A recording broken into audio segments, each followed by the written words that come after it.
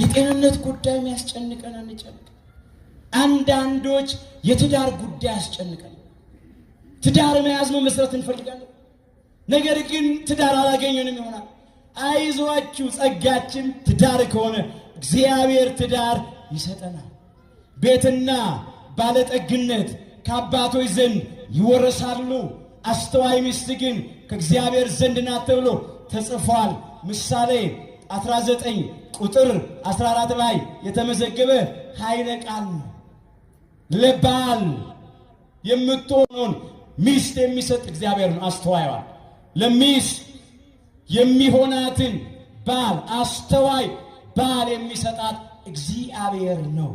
መጀመሪያም ቢሆን ለመጀመሪያው ሰው ለአባታችን ለአዳም ሰው ብቻውን ይሆን ዘንድ መልካም አይደለምና የሚመቸውን ረዳት እንፍጠርለት ብሎ በአዳም ላይ እንቅልፍ ጥሎ ከአዳም ጎን ሔዋንን አውጥቶ የሰጠው እግዚአብሔር ነው።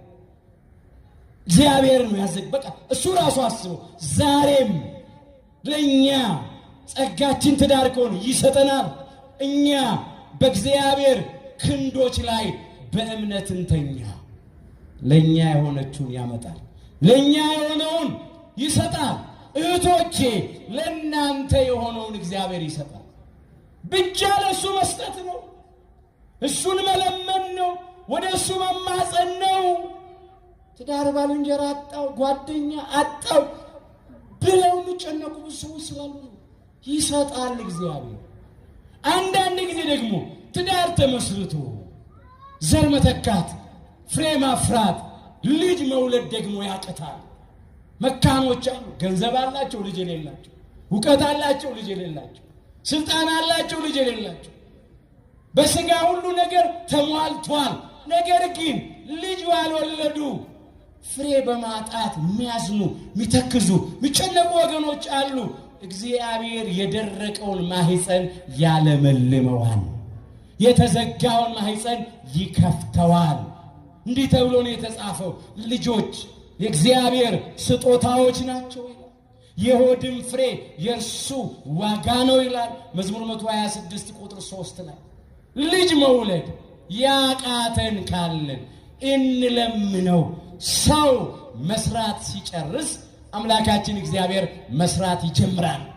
የኛ አምላክ ዘግይቶ የተነሳ ቢመስልም ሲደርስ የሚቀድመው ነገር የለም። ተደመደመ፣ አከተመ፣ አለቀ፣ አበቃ፣ ደቀቀ። አትወልዱም ከተባሉ በኋላ ብዙዎች በስተርጅናቸው ወልደዋል። ያውም በጣም የሚገርሙ ልጆችን። አብርሃምና ሳራ በስተርጅናቸው ነው ይስሐቅን የወለዱት። የሚገርም እኮ ነው። ካህኑ ዘካርያስና ቅድስት ኤልሳቤጥ በስተርጅናቸው ነው መጥምቀ መለኮት ቅዱስ ዮሐንስን የወለዱት። ከሴቶች መካከል ከተወለዱት ከመጥምቀ መለኮት ከቅዱስ ዮሐንስ የሚበልጥ አልተነሳም የተባለለትን ማለት ነው። ቅዱስ ኢያቄምና ቅድስት ሐና በስተርጅና ነው ቅድስተ ቅዱሳን ንጽሕተ ንጹሐን ብጽሕተ ብፁዓን ድንግል ማርያም ወላዲተ አምላክን ወልደው የሰጡን የድህነታችን ምክንያት የሆነችው ማለት ነው። ልጆች መውለድ ያቃተን አንጨነቅ፣ ለሱ ውስጥ ይሰጠናል እግዚአብሔር። አንዳንድ ጊዜ ደግሞ በትዳር በቤተሰቡ ሰላም ይጠፋል።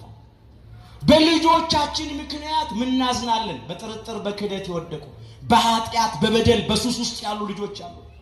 እንመረራለን። ከትዳር ባልንጀሮቻችን ጋር ጭቅጭቅ፣ ሙግት፣ ጸብና ክርክር ያለብናል።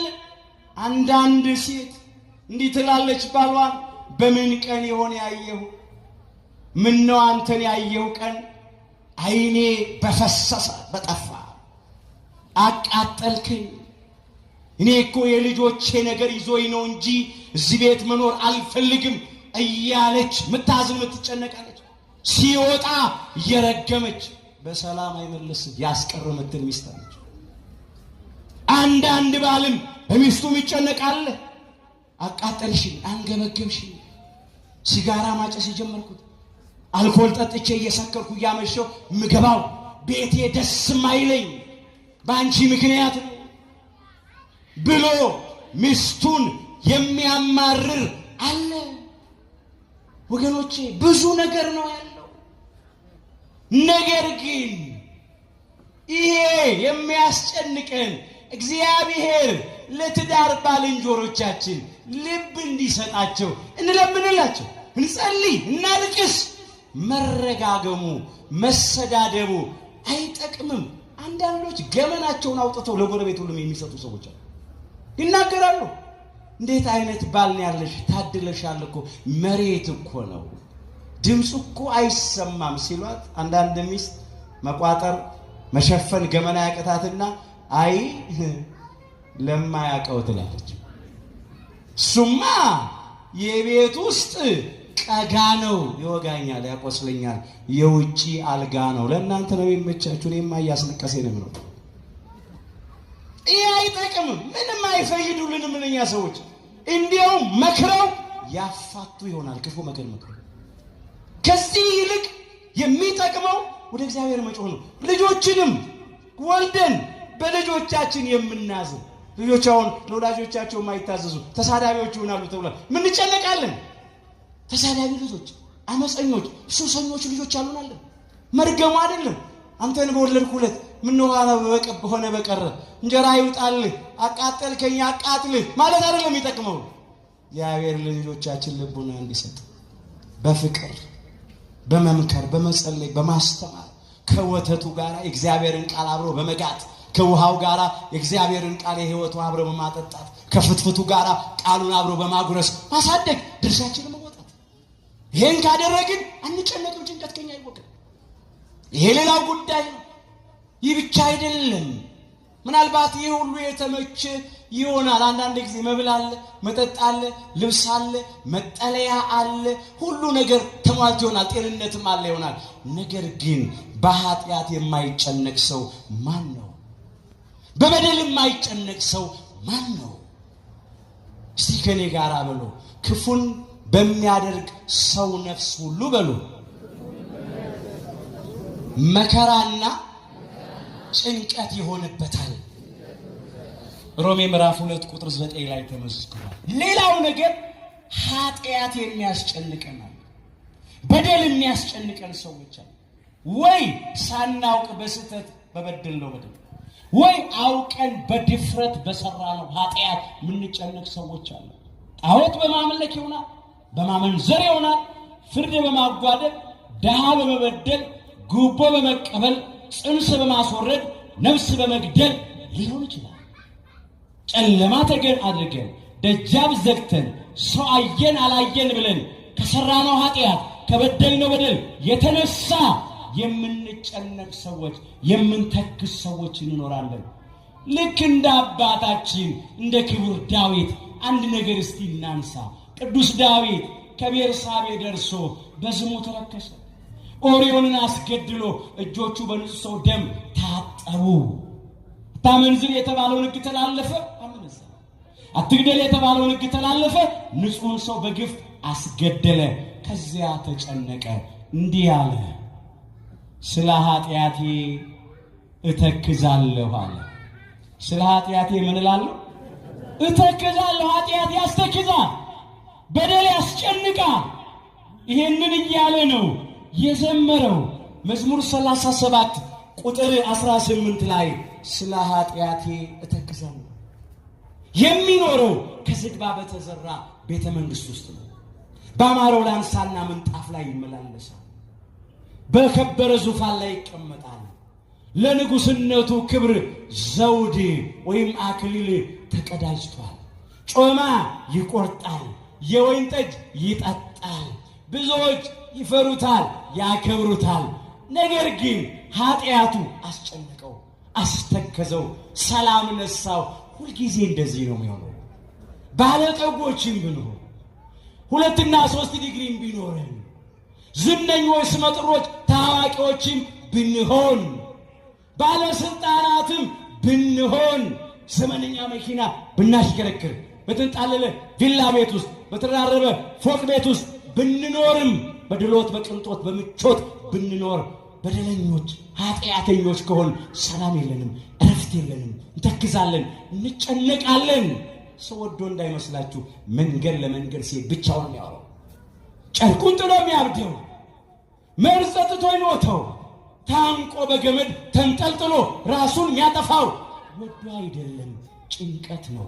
በተለይ በኃጢአት ጉዳይ የምንጨነቅ ሰዎች አሁን የሚያስጨንቀንን የሚያስተክዘንን በደላችንን ኃጢአታችንን በእግዚአብሔር ላይ እንጣለው። አባታችን ክቡር ዳዊት ወደ ደብረ ዘይት ወጣ። እግዚአብሔር በረድኤት ወደሚገለጥበት ተራራ ባዶ እግሩን ሆኖ ትሕትና ነው እያነባ ትምህርተ ንስሐ ነው እያለቀሰ ስለበደሉ ራሱን ተከናንቦ ወይም ሸፍኖ ይላል ስለበደሉ ስለ ኃጢአቱ አፍሮ ነው። ኃጢአት ያሳፍራል፣ አንገት ያስደፋልና። ሁለተኛ ሳሙኤል ምዕራፍ 15 ቁጥር 30 ላይ መመልከት ትችላላችሁ። ይህንን ያለው ወደ ደብረ ዘይት ወጣ ባዶ እግሩን ሆኖ እያለቀሰ ነው የሚለው። አቤቱ እንደ ቸርነት መጠን ማረኝ፣ እንደ ምሕረትም ብዛት መተላለፌን ደምስስ፣ ከበደሌም ፈጽሞ እጠበኝ፣ ከኃጢአቴም አንጻኝ እያለ የዘመረው መዝሙር ሁልጊዜ እኛ የምንዘምረው የንስሐ መዝሙር ያን ጊዜ በኃጢአቱ በተከዘ በተጨነቀ ጊዜ የዘመረው መዝሙር ነው። እግዚአብሔር እንባውን ተመለከተ፣ ጩኸቱንም አደመጠ፣ ያድነውም ዘንድ ወደደ። ከመዓት ወደ ምሕረት ከቁጣ ወደ ትዕግሥት ዘንበል አለለት። እንባውን ከዓይኖቹ ላይ አበሰለት፣ ማቁን ቀደደለት፣ ደስታንም አጎናጸፈው። ክብር ምስጋና ይግባው አምላካችን እግዚአብሔር። ስለዚህ ቸርነቱን ቀምሶ አጣጥሞ ማዳኑን አይቶ ምን አለ? ትካዜህን በእግዚአብሔር ላይ ጣል እርሱም ይደግፍሃል አለ። መዝሙር 54 ቁጥር 22 ላይ ትካዜያችንን በእግዚአብሔር ላይ እንጣለው፣ እርሱ ይደግፈናል። ዛሬ ከሱስ መውጣት ያቃተን አንዳንዶች ከሲጋራ ከጫት ከአሺሽ ሱስ መላቀቅ አቅቶናል። አንዳንዶቻችን ከመጠጥ ሱስ መላቀቅ አቅቶናል። ከዝሙት መውጣት፣ ከሐሜት፣ ከተንኮል፣ ከሽንገላ መለየት ያቃተን ሰዎች አለን። እናልቅስ፣ እግዚአብሔር ያወጣናል፣ እግዚአብሔር ይገላግለናል፣ እግዚአብሔር ማሳረፍ ያውቅበታል። ገንዘባችን ብቻውን አያሳርፈንም፣ ስልጣናችን አያሳርፈንም፣ ዕውቀታችን፣ ጉልበታችን፣ ውበታችን አያሳርፈንም፣ ሥጋ ለባሽ ወገኖቻችን፣ ዘመዶቻችን አያሳርፉንም፣ ባለስልጣናት፣ ወንበራችን፣ ሰራዊቶቻችን አያሳርፉንም። ማረፍ በማን ነው? በእግዚአብሔር ነው። ከጭንቀት የሚያረጋጋ እሱ ነው። ከሐዘን የሚያጽናና እሱ ነው። የተቆረጠን ተስፋ የሚቀጥል እሱ ነው። ቀንበራችንን የሚሰብር ወጥመዳችንን የሚበጣጥስ እንቆቅልሻችንን የሚፈታ እግዚአብሔር ነው። ስለዚህ ትካዜያችንን በእግዚአብሔር ላይ እንጣለው። ምናልባት በሀገር ጉዳይ የምንጨነቅ ሰዎች፣ በቤተ ክርስቲያን ጉዳይ የምንጨነቅ ሰዎች ይህንንም በእግዚአብሔር ላይ እንጣለው። አሁን በቤተ ክርስቲያናችን ጉዳይ እየተጨነቅን ነው። ጥቂት ነገር ላንሳና ልጠቅልለው። በቤተ ክርስቲያን ጉዳይ እያየን ነው። በጠራራ ፀሐይ በተለይም የኢትዮጵያ ኦርቶዶክሳዊት ተዋሕዶ ቤተ ክርስቲያን ልጆች በግፍ መከራ እየተቀበሉ ነው። የንጹሐን ደም እየፈሰሰ ነው። የሃይማኖት አባቶች፣ ካህናት፣ ዲያቆናት እንዲሁም ምዕመናንና ምዕመናት በግፍ እንደ በግ እንደ ዶሮ ሲታረዱ አይተናል። በጨካኞች አብያተ ክርስቲያናት ሲቃጠሉ አይተናል። ክርስቲያኖቹ በገዛ ሀገራችን ስደተኞች እየሆንን ነው። ለማምለክ የተቸገሩ ሰዎች አሉ። በዓል ለማክበር የተቸገሩ ሰዎች አሉ። በተወለዱበት ሀገር ይጨነቃሉ ነው። ስለዚህ ጉዳይ ሁላችን እንጨነቃለን። አንዳንዴ ቀኑ የጨለመብን ይመስለናል። ሰማይ የተደፋብን ይመስለናል። በሞት ጥላ እንከበባለን። አጣብቂኝ ውስጥ እንገባለን። ማጣፊያው ያጥርብናል። ግራ ይገባናል። እንደ ሀገርም የሚያስጨንቀን ነገር አለ። መበላላቱ፣ መለያየቱ፣ መነካከሱ፣ ጎጠኝነቱ፣ ክፎች የዘሩት የጸብ ዘር፣ የመለያየት ዘር ይሄው በቅሎ አድጎ ትውልዱን እየበላው ነው። አንዳንዱ የሚሞተው በማንነቱ ምክንያት ነው። ይሄን ቋንቋ ተናጋሪ ተብሎ ወገኖቼ፣ ሰው በሰው ሀገር ሲኖር በሌላ ሀገር ከሆነ ስደቱ መከራው አይበቃኝ ብሎ ወደ ሀገሩ ይመለሳል። በገዛ ሀገሩ ሲሰደድ ግን የት ይደርሳል? ምን መድረሻ ነው? ምን መድረሻው? ዛሬ የሆነብን ይሄ ነው። ነገር ግን እንጩህ፣ እግዚአብሔር ያድነናል። ስለ ቤተክርስቲያን ጉዳይ የምንጨንቅ፣ ስለ ሀገራችን ስለ ኢትዮጵያ ጉዳይ የምንጨንቅ፣ የአንበጣው መንጋም ያስጨንቀን፣ አንዳንድ ቦታ ጎርፉም ያስጨንቀን፣ አሁን ደግሞ የወፎች መንጋ መጥቷል። ይሄም ያስጨንቀን፣ በሽታ ወረርሽኙ ደውያቱ የሚያስጨንቀን፣ እንዲሁ ስደቱ፣ መከራው፣ መፈናቀሉ፣ ሞቱ የሚያስጨንቀን፣ ኑሮ ውድነቱ የሚያስጨንቀን ስንቱን ልቁጠርላችሁ? እንጩህ። እንደ እስራኤል በተጨነቁ ጊዜ ወደ እግዚአብሔር ጮሁ ይላል። እግዚአብሔርም ከጭንቀታቸው ከመከራቸው ሁሉ አዳናቸው ተብሎ ተጽፏል። መዝሙር 106 ቁጥር 6 ላይ በተጨነቁ ጊዜ ወደ እግዚአብሔር ጮሁ፣ ከመከራቸው ማዳናቸው ነው። ተጨንቀናል፣ ተጠበናል፣ ግራ ገብቶናል። ሰዎች ያልደረሱልንም አይተው እንዳላዩ ሰምተው እንዳልሰሙ ያልፋሉ። እንደውም አንዳንድ ጊዜ ነፍሰ ገዳዮቹን በርባኖችን ፈተው ይለቃሉ፣ ክርስቲያኖቹን አስረው ያሰቃያሉ። ዘመናችን ይሄ ነው። ዓለም እንዲህ ነው ዳኝነቷ። ሰው አይሰማንም፣ እግዚአብሔር ግን ይሰማናል። እግዚአብሔር ግን ይቀበለናል። እውነተኛ ፈራጅ፣ እውነተኛ ዳኛ፣ ይግባኝ ሰሚ እግዚአብሔር ነው። አቤቱታችንን ወደ እግዚአብሔር እናቅርበው። ንስሐ ገብተን የበደልን ክሰን፣ የሰረቅን መልሰን፣ የተጣላን ታርቀን፣ እርቅ ስምምነት አድርገን በእጃችን ያለውን ግፍ አስወግደን እንደ አንድ ልብ መካሪ፣ እንደ አንድ ቃል ተናጋሪ ሆነን እናልቅስ። እግዚአብሔር ሐዘናችንን ለደስታ፣ ልቅሷችንን ለሳቅ ይቀይረዋል። አይዟችሁ ይሄም ያልፋል። እንደገና አፋችንን ሳቅ ይሞላዋል፣ ከንፈራችንንም እልልታ ይሞላዋል። እንደ ጨለማ አይቀርም፣ ይነጋል። በደመና ውስጥ ቀስተ ደመና አለ እግዚአብሔር። መጽሐፈ ኢዮብ ምዕራፍ 8 ቁጥር 21 ላይ እንዲህ ተብሎ ተጽፏል። እስቲ በሉ እንደገና በሉ። አፍህን ሳቅ ይሞላዋል፣ ከንፈሮችህንም እልልታ ይሞላዋል። በእውነት በሐዘን ፋንታ ደስታ፣ በልቅሶ ፋንታ ሳቅን፣ በመከራ ፋንታ ክብርን እግዚአብሔር ለሁላችንም ያድለን። እርሱ ስለ እናንተ ያስባልና የሚያስጨንቃችሁን ሁሉ በእርሱ ላይ ጣሉት። አንደኛ ጴጥሮስ ምዕራፍ 5 ቁጥር 7 ላይ ተመዝግቧል። የሚያስጨንቀንን ነገር በሙሉ በእግዚአብሔር ላይ እንጣለው። የመጨረሻ አንድ ቃል እናንሳና ይበቃናል። ርዕሳችን ምንድን ነበረ? አትጨነቁ። የመጨረሻ የመጽሐፍ ቅዱስ ጥቅሳችን ነው ለዕለቱ ትምህርታችን። ሐዋርያው ቅዱስ ጳውሎስ ለፊልጵስዩስ ምዕመናን የጻፈው መልእክት ነው። ፊልጵስዩስ ምዕራፍ 4 ቁጥር 6 ላይ ተመዝግቧል። በነገር ሁሉ ይላል በጸሎትና በምልጃ ከምስጋና ጋራ በእግዚአብሔር ዘንድ ልመናችሁን አስታውቁ እንጂ በአንዳች አትጨነቁ። በምን አትጨነቁ? በአንዳች አትጨነቁ። ስለተደረገልን ነገር እግዚአብሔርን እያመሰገንን፣ ሊደረግልን ስለምንፈልገው ነገር እግዚአብሔርን እየለመንን በጸሎት በምልጃ ጸንተን እንቁም እንጂ በአንዳች ነገር እንኳን አንጨነቅ። ለምን? ተጨንቀን የምንለውጠው ነገር የለም።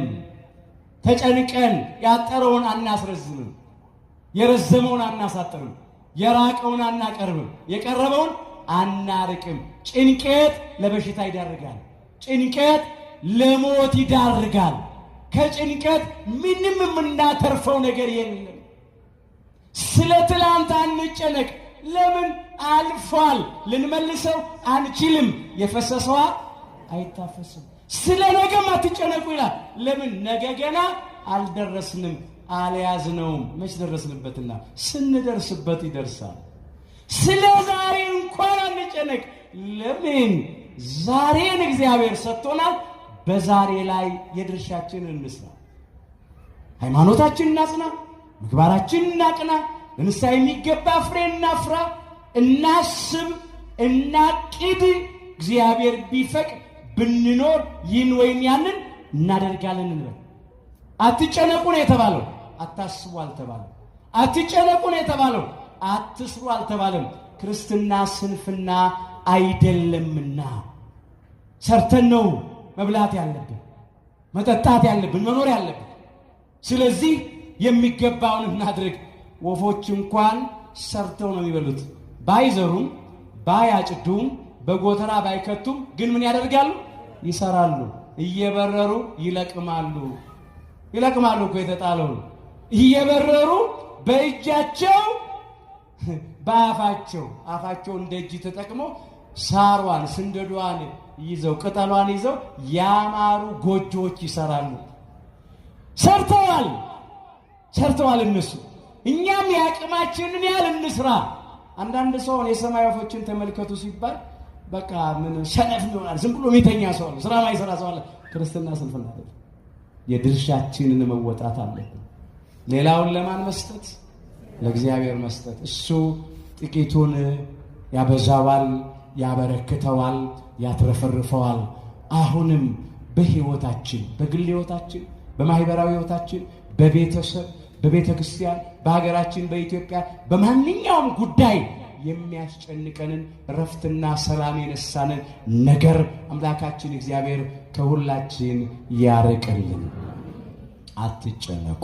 የማቴዎስ ወንጌል ምዕራፍ 6 ቁጥር 25 ሁላችን ከውድቀታችን ተነስተን ከርኩሰታችን ተቀድሰን ወደ አባቶቻችን ወደ ካህናት ቀርበን ኃጢአታችን ሁሉ ተናዘን ቅዱስ ሥጋውን በልተን ክቡር ደሙን ጠጥተን መንግሥቱን እንድንወርስ ስሙን እንድንቀድስ ኃያሉ እግዚአብሔር አምላካችን ይርዳን። እግዚአብሔር አምላካችን በቸርነቱ የሁላችንንም መጨረሻችንን ያሳምራል።